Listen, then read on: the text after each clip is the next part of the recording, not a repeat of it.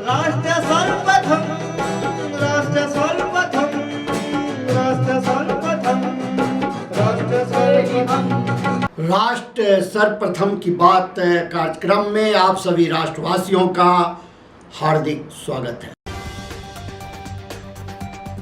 प्रधानमंत्री नरेंद्र मोदी ने संगारेड्डी में 7200 करोड़ रुपए से अधिक की विकास परियोजनाओं का उद्घाटन और शिलान्यास किया। इन परियोजनाओं में सड़क, रेल, पेट्रोलियम और प्राकृतिक गैस जैसी कई प्रमुख क्षेत्र शामिल हैं। राष्ट्रीय हरित अधिकरण ने पाया है कि वाराणसी में लगभग 12.8 करोड़ लीटर अशोधित अपशिष्ट जल गंगा नदी में प्रतिदिन प्रवाहित हो रहा है। दिल्ली की वित्त मंत्री आतिशी ने विधानसभा में कहा कि दिल्ली सरकार ने पिछले 9 वर्षों में 35 शहीदों के परिवारों और महामारी के दौरान जान गंवाने वाले 92 कोविड योद्धाओं के परिजनों को 1-1 करोड़ रुपए की अनुग्रह राशि प्रदान की है। बिहार के मुख्यमंत्री नीतीश कुमार राज्य विधान परिषद के चुनाव के लिए मंगलवार को अपना नामांकन पत्र दाखिल किया। गुजरात के वरिष्ठ नेता अर्जुन मोढवाडिया, अम्बरीश डेर और अन्य जिन्होंने सोमवार को कांग्रेस से इस्तीफा दे दिया, राज्य भाजपा प्रमुख CR पाटिल की उपस्थिति में भाजपा में शामिल हुए। दिल्ली उच्च न्यायालय ने प्रवर्तन निदेशालय द्वारा दर्ज एक मामले में आम आदमी पार्टी के विधायक अमानतुल्लाह खान की अग्रिम जमानत याचिका पर फैसला सुरक्षित रख लिया। कलकत्ता उच्च न्यायालय के न्यायाधीश पद से इस्तीफा देने वाले न्यायमूर्ति अभिजीत गंगोपाध्याय ने भारतीय जनता पार्टी में शामिल होने की अपनी योजना की घोषणा की। सुप्रीम कोर्ट ने 2018 मनी लॉन्ड्रिंग मामले में कर्नाटक के उप मुख्यमंत्री DK शिवकुमार के खिलाफ शुरू की गई कार्रवाई को रद्द कर दिया है। पंजाब के वित्त मंत्री हरपाल सिंह चीमा ने वर्ष 2024-25 के लिए 2,04,918 करोड़ रुपए के कुल व्यय वाला बजट पेश किया, जिसमें स्कूल ऑफ ब्रिलियंस और स्कूल ऑफ हैप्पीनेस के लिए विशेष प्रस्ताव शामिल है।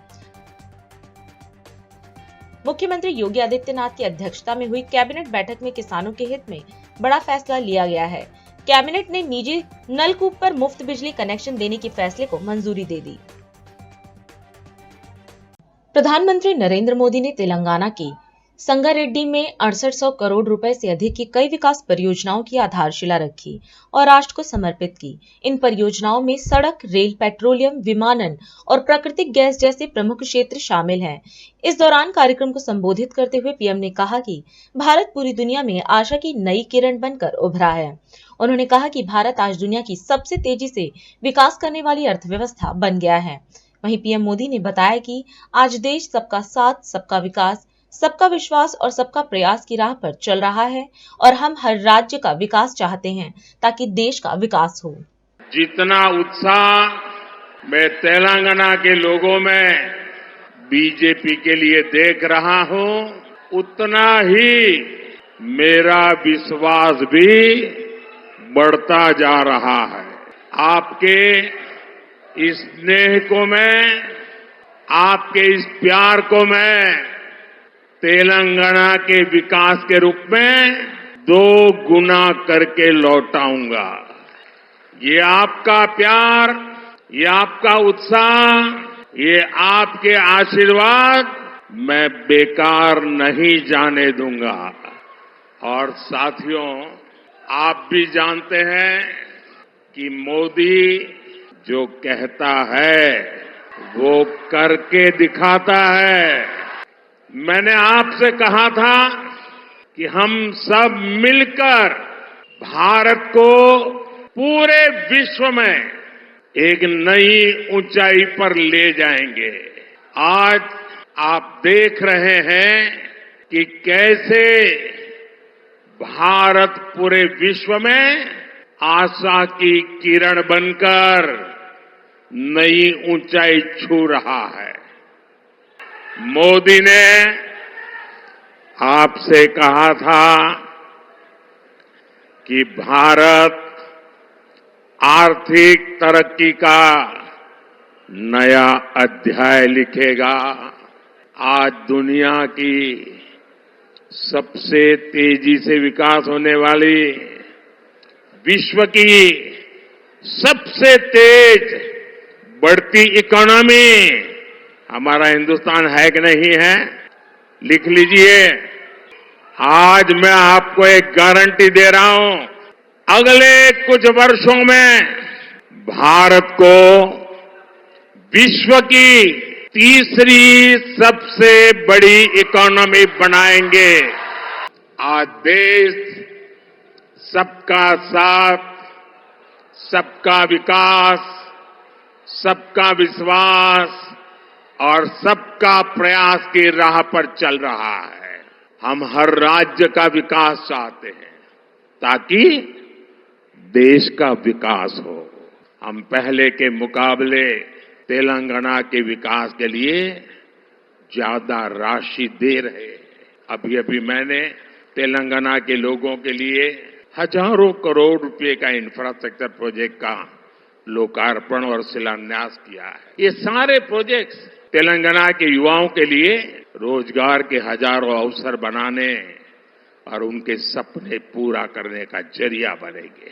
साथियों, महिला, दलित और किसानों का हित हमेशा से हमारी सरकार की प्राथमिकता रही है।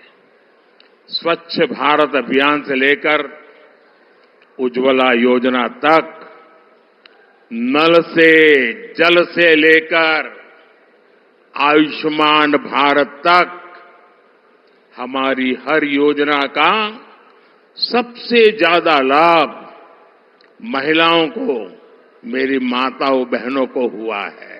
देश में जो 4 करोड़ से अधिक घर गरीबों को दिए गए हैं, उसमें से ज्यादातर घर महिलाओं के ही नाम पर है। दलितों और अति पिछड़ों के लिए भी इन 10 वर्षों में जितना काम हुआ उतना 70 वर्षों में नहीं हुआ है।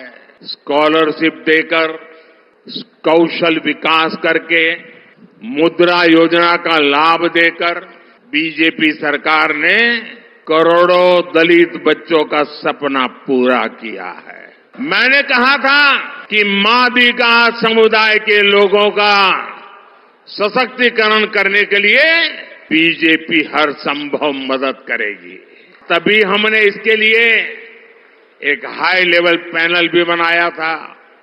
इस पैनल ने लगातार मादिगा समुदाय के अनेक लोगों से मुलाकात की है, विचार विमर्श किया है, उनकी समस्याओं को समझा है और समाधान निकालने के लिए आगे बढ़े हैं।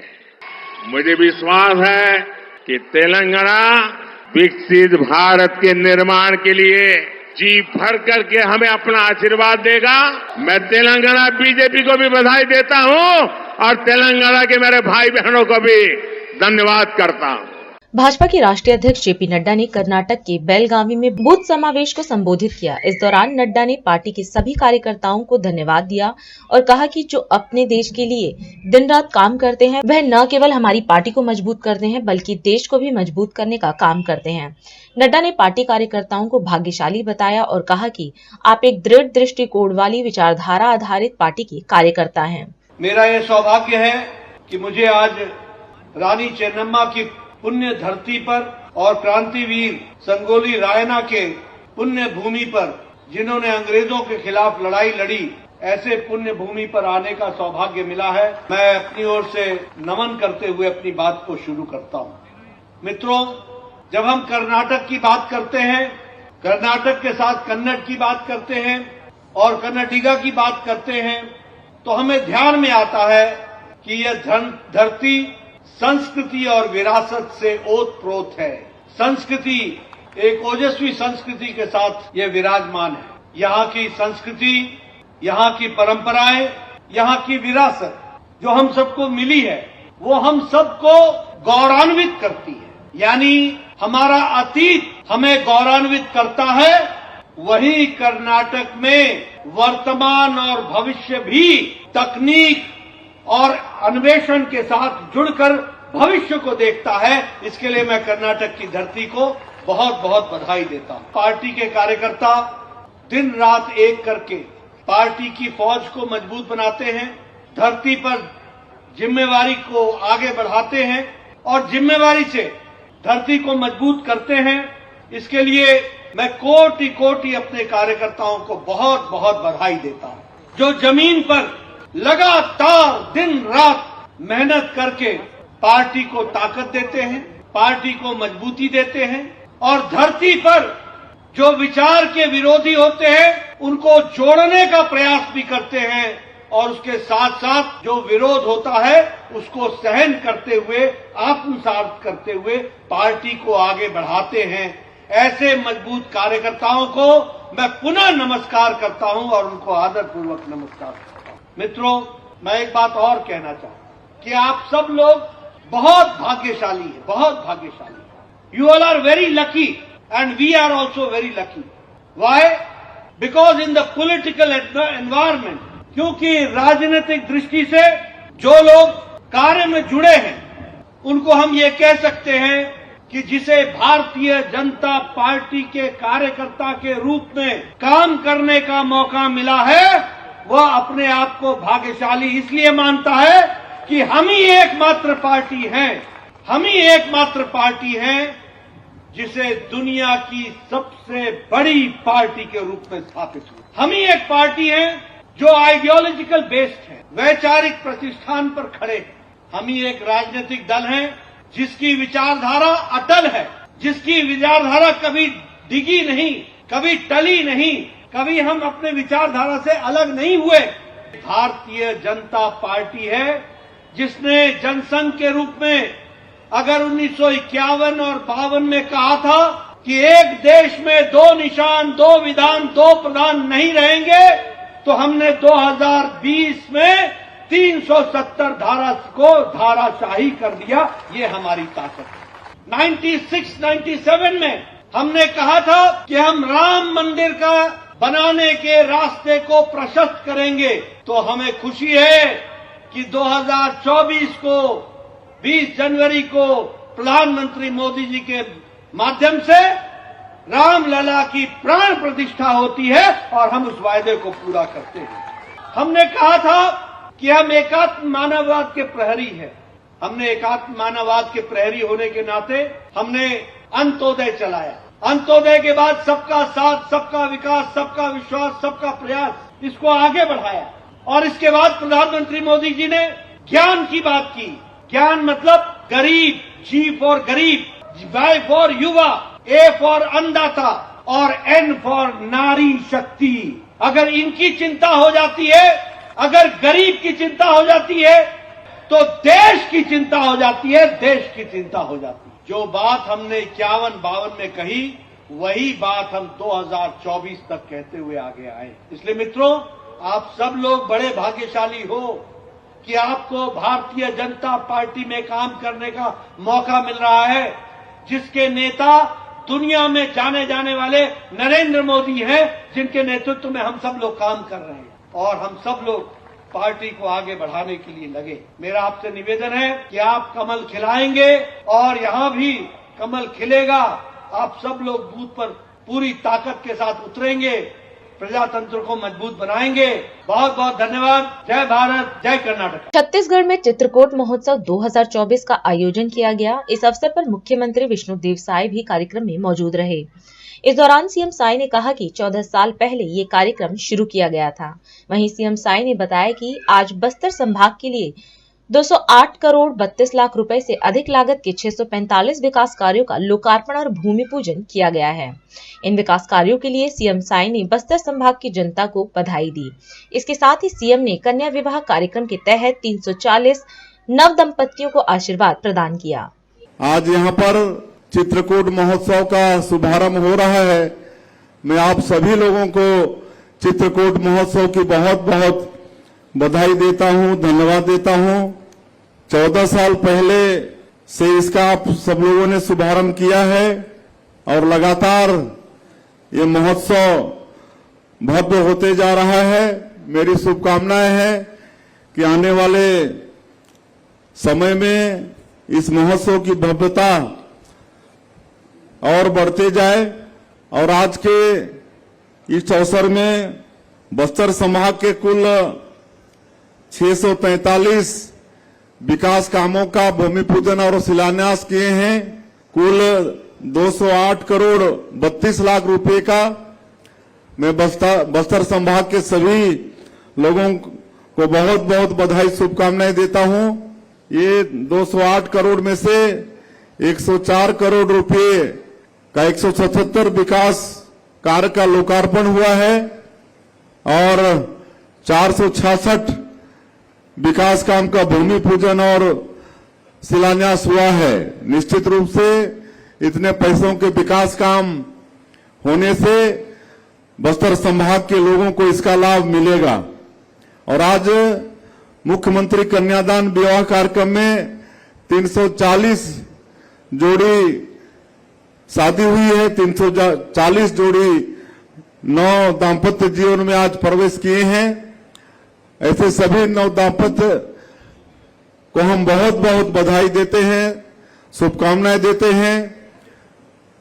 उनके उज्जवल भविष्य की कामना करते हैं। उनका जीवन, दाम्पत्य जीवन मंगलमय हो, सुखमय हो, ये भगवान से प्रार्थना करते हैं। बस्तर का विकास के लिए हमारी सरकार प्रतिबद्ध है। हमारे देश के यशस्वी प्रधानमंत्री भी लगातार सरगुजा और बस्तर की चिंता करते रहते हैं। यहाँ के विकास के लिए हमसे वो पूछते रहते हैं। आज हमारे किरण देव जी बता रहे थे कि आपका ये जो महोत्सव होता है, पिछले 14 वर्षों से सरकार की तरफ से 10 लाख रुपया मिलता था, लेकिन उसको हमारी सरकार 5 लाख रुपया बढ़ा के 15 लाख रुपया कर दी है। प्रति साल 15 लाख रुपया चित्रकूट महोत्सव के लिए मिलेगा। उसी तरह से गोचा पर्व के लिए 3 लाख रुपया पहले मिलता था, उसको भी बढ़ा के 5 लाख रुपया कर दिए हैं। बस्तर का दशहरा ये पूरा दुनिया में विख्यात है और इसके लिए सरकार की तरफ से 35 लाख रुपया मिलता था, इसको हमारी सरकार बढ़ा के 50 लाख रुपया कर दिया है। अब बस्तर दशहरा के लिए हर साल 50 लाख रुपया सरकार के तरफ से मिलेगा। 2.5 महीना हमारी सरकार को हुआ है और 2.5 महीना में ही बड़ा बड़ा निर्णय और मोदी की गारंटी में जो वादा था छत्तीसगढ़ की जनता से, उसको पूरा करने की दिशा में हमारी सरकार अपना कदम बढ़ा चुकी है। 18 लाख गरीबों का प्रधानमंत्री आवास योजना में पक्का का मकान बनेगा। महतारी बंधन योजना के लिए भी अब हमारी माता बहनों को ज्यादा इंतजार करना नहीं पड़ेगा। कुछ ही दिन के बाद में 70,14,000 हमारी माता बहनों का फार्म वैध पाया गया है और उनको महतारी बंधन योजना का राशि हम लोग एक मुश्त सबके खाते में भेजने का काम अभी 2-4 दिन में ही करने वाले हैं। अब हमारी सरकार ने वादा किया है कि रामलला दर्शन योजना के माध्यम से सभी हमारे छत्तीसगढ़ के लोगों को सरकारी खर्चे में भगवान राम का दर्शन कराएंगे। और आज ये बताते हुए गौरव हो रहा है कि आज से उस योजना का शुभारंभ हो गया है। चित्रकूट महोत्सव की बहुत बहुत बधाई शुभकामनाएं देते हुए, और ये महोत्सव जो 3 दिन चलने वाला है बहुत अच्छे से चले और आगे और इसकी भव्यता बढ़ती रहे, इसी विश्वास के साथ अपनी बात समाप्त करता हूं। जय हिंद, जय छत्तीसगढ़। अभी समय है एक ब्रेक का, हम चलते हैं ब्रेक पर, आप कहीं जाए नहीं, छोटा सा break. Powered by Kamal Buildtech Private Limited, fulfilling promises. With our professional team and experience of delivering projects, in past we guarantee you peace of mind and top quality work in an affordable price. और अधिक खबरों के लिए आप हमारे YouTube channel दैनिक India दर्पण को अभी सब्सक्राइब करें और नोटिफिकेशन के लिए बेल आइकन को प्रेस करना ना भूलें। राष्ट्र सर्वप्रथम की बात कार्यक्रम में ब्रेक के बाद एक बार फिर आप सभी राष्ट्रवासियों का स्वागत। केजरीवाल सरकार ने सोमवार को विधानसभा में 10वां बजट पेश किया। यह बजट दिल्ली के वित्त मंत्री आतिशी ने पेश किया, जो कि 76,000 करोड़ रुपए का है। वहीं अब इसी कड़ी में आम आदमी पार्टी की मुख्य प्रवक्ता प्रियंका कक्कड़ ने प्रेस वार्ता की। इस दौरान उन्होंने दिल्ली के बजट की महत्वपूर्ण घोषणाओं पर प्रकाश डाला, जिनमें महिलाओं को सशक्त बनाने के लिए मुख्यमंत्री महिला सम्मान योजना शामिल रही। जिसके तहत 18 साल से ऊपर की हर महिला को प्रति माह 1000 रुपए की राशि मिलेगी। कल 4 मार्च 2024 को हमारी वित्त मंत्री आतिशी जी ने राम राज्य से प्रेरित देश के आगे दिल्ली का 10वां बजट रखा। इस बजट में बच्चों से लेकर बुजुर्गों तक हर वर्ग का ध्यान रखा गया था। ये बजट और भी महत्वपूर्ण इसलिए है क्योंकि केंद्र सरकार दिल्ली को उसके कॉन्स्टिट्यूशनली मैंडेटेड फंड्स नहीं देती, पर उनको शायद अब तक समझ आ गया होगा कि अरविंद केजरीवाल जी रुकने वाले नहीं हैं। Arvind Kejriwal ji thrives under challenges, but हां, उनको इस बात का दुख जरूर है कि जो योजनाएं 5 साल में पूरी हो सकती थी, केंद्र सरकार की क्रिएटेड अड़चनों की वजह से पूरा होने में 9 साल लग गए। एज अ वुमन, कल के बजट में मेरे लिए 2 हाइलाइट्स रहे। एक ऐसा माइलस्टोन जो हमने अचीव कर लिया है और एक ऐसा माइलस्टोन जो हम अचीव करने वाले हैं। पहला, 2014 के मुकाबले में 2024 में हमने दिल्ली में 90% malnutrition among women and children कम कर दिया है। This is a huge achievement. Delhi में हमारी 10,800 आंगनवाड़ियों के जरिए, आंगनवाड़ियों में काम कर रही महिलाओं के जरिए किया, जिन्होंने इंश्योर किया कि हाई प्रोटीन डाइट लैक्टेटिंग और प्रेग्नेंट विमेन तक पहुंचे, और ये मिड डे मील्स जो स्कूल में मिलती हैं उनके थ्रू हमने ये इंश्योर किया। अरविंद केजरीवाल जी की नीतियों के तहत हमने टॉप न्यूट्रिशनिस्ट को हायर किया था, जो एक डाइट प्लान क्रिएट किए, जिनको आंगनवाड़ी महिलाओं ने आगे पहुंचाया। अब केजरीनॉमिक्स के तहत हमने एक बहुत ही महत्वपूर्ण महिलाओं को ट्रू सेंस में सशक्तिकरण कर देने के लिए एक मुख्यमंत्री महिला सम्मान राशि की घोषणा की है, जिसके तहत 18 वर्ष की आयु पूरी कर चुकी दिल्ली की हर बहन को अरविंद केजरीवाल जी 1000 रुपए प्रति माह देंगे।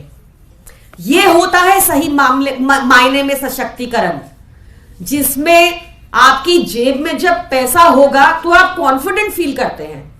आप सोचिए, एक ऐसी महिला, एक ऐसी बहन जो आपके घर में बर्तन मांजकर अपने परिवार का पेट पाल रही हो। हमने उस महिला को ऑलरेडी 5-6 हजार का बचत कर दिया जब फ्री बिजली, फ्री पानी, फ्री ट्रैवल उसको मिला, और उसके ऊपर अब ये 1000 रुपए उसको और सशक्त करेंगे, उसकी टेंशन को इस महंगाई के दौर में कम करेंगे और उसकी प्रोडक्टिविटी बढ़ाएंगे। या सोचिए वो मां जो परिवार की नीड्स को आगे रखती है और एक नया कपड़ा, एक नई साड़ी भी नहीं खरीदती क्योंकि घर का बजट हिल जाएगा। ये 1000 रुपए प्रति महीना उस मां को सशक्त करेगा जो शायद अपने लिए अब एक नई साड़ी ले लेगी। या सोचिए वो बच्ची जो कॉलेज जाती है और उसकी रोजमर्रा की नीड्स होती हैं, जिसके लिए उसको अपने भाई के आगे, अपने पिता के आगे हाथ फैलाना पड़ता है। अब उसको ये नहीं करना पड़ेगा क्योंकि अरविंद केजरीवाल जी हर महीने उस बहन को 1000 रुपया देंगे। आज दिल्ली के बेटे ने ट्रू सेंस में महिला सशक्तिकरण की ओर एक बहुत महत्वपूर्ण कदम उठाया है। भारत जोड़ो न्याय यात्रा ने सारंगपुर मध्य प्रदेश में प्रवेश किया। इस दौरान राहुल गांधी ने यात्रा को संबोधित किया। राहुल ने कहा कि पिछले साल भारत जोड़ो यात्रा निकाली गई थी, जिसमें हम हजारों लोगों से मिले। इस यात्रा का लक्ष्य था देश में मोहब्बत फैलाना। उन्होंने कहा कि भारत जोड़ो यात्रा के बाद भारत जोड़ो न्याय यात्रा शुरू की गई है। उन्होंने कहा कि इस यात्रा में हमने न्याय शब्द जोड़ा है। 1 साल पहले भारत जोड़ो यात्रा कन्याकुमारी से कश्मीर तक गई, 4000 किलोमीटर चले। बहुत सारे लोगों ने कहा कि देखिए आप कन्याकुमारी से कश्मीर तक चले, मगर ऐसे बहुत सारे प्रदेश है जहां आप गए नहीं। उड़ीसा है, झारखंड है, गुजरात है, तो आपको एक और यात्रा करनी चाहिए मणिपुर से लेकर महाराष्ट्र तक। और इसीलिए मैं आपके आज सामने यहां खड़ा हूं। ये दूसरी भारत जोड़ो न्याय यात्रा है और आप यहां आए हमारा स्वागत करने। इसमें हमने न्याय शब्द जोड़ दिया। क्यों? क्योंकि जो हिंसा फैल रही है, नफरत फैल रही है, उसका कारण अन्याय है। आर्थिक अन्याय, सामाजिक अन्याय, किसानों के खिलाफ अन्याय, युवाओं के खिलाफ अन्याय। पता नहीं आपको मालूम है इस देश में पिछड़े लोग कितने हैं? 50%। और दलितों की कितनी है? 15। आदिवासियों की कितनी? 8। माइनॉरिटी की कितनी? 15। तो सब मिलाकर तकरीबन 90% होता है। 90 लोग हिंदुस्तान की सरकार का बजट बांटते हैं। IAS अफसर हैं। यहां भी मध्य प्रदेश में भी सीनियर जो ब्यूरोक्रेट्स हैं 60-70 होंगे, 80 होंगे, वो मध्य प्रदेश के बजट को बांटते हैं। लिस्ट निकालो, उसमें आपको 90% का कोई नहीं मिलेगा। और अगर कोई मिलेगा तो वो छोटी सी मिनिस्ट्री पे उसको मतलब कोने में परे करके रख देंगे। तो यह है सामाजिक अन्याय। पहले क्या होता था? हिंदुस्तान की सरकार राइफल खरीदती थी, कॉन्ट्रैक्ट जाता था इंडियन ऑर्डिनेंस फैक्ट्री को, उसमें आप लोगों की भर्ती होती थी, दलित, आदिवासी, पिछड़े, गरीब, जनरल कास्ट के लोग। अब क्या हुआ? HAL, BHEL, Indian ordnance factory, इन सबको ये परे कर रहे हैं।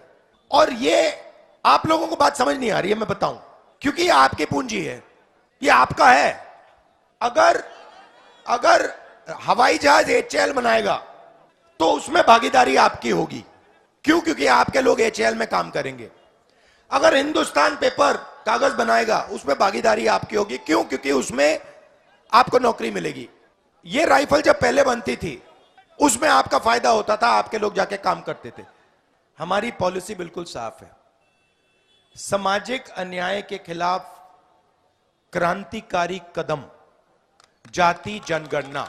देश को चोट तो लग रही है, पिछले वर्ग को चोट लग रही है, दलितों को लग रही है, आदिवासियों को, माइनॉरिटी को, गरीब जनरल कास्ट को लग रही है, वो तो दिख रहा है।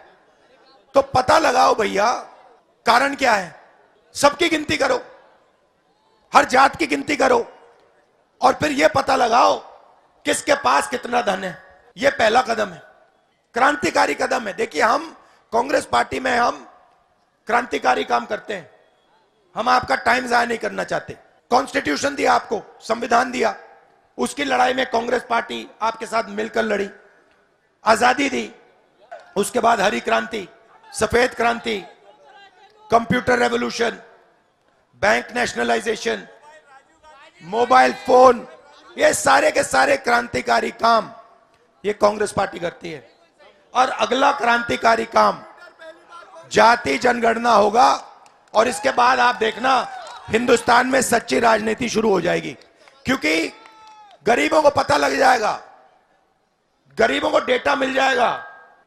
कांग्रेस पार्टी ने किसानों का 70,000 करोड़ रुपए कर्जा माफ किया था। हमने मनरेगा चालू किया। 5 साल बाद किसान हमारे पास आए, उन्होंने हमें कहा, देखिए राहुल जी, मनमोहन सिंह जी, आप मजदूरों की मदद कर रहे हो, आप उनको मनरेगा दे रहे हो, आपने हमारी मदद क्यों नहीं की? और हमने कहा, देखिए आपने बिल्कुल सही बात बोली है, मनरेगा हमने मजदूरों को दिया, किसानों का हम 70,000 करोड़ रुपए कर्जा माफ करेंगे। लीजिए, चेक लीजिए, घर जाइए। लीगल MSP, जैसे ही हमारी सरकार आएगी, लीगल MSP हम किसानों को पकड़ा देंगे। तो ये मैं आपसे कहना चाहता था। बहुत बहुत धन्यवाद, नमस्कार, जय हिंद। और अधिक खबरों के लिए आप हमारे YouTube चैनल दैनिक इंडिया दर्पण को अभी सब्सक्राइब करें और नोटिफिकेशन के लिए बेल आइकन को प्रेस करना ना भूलें।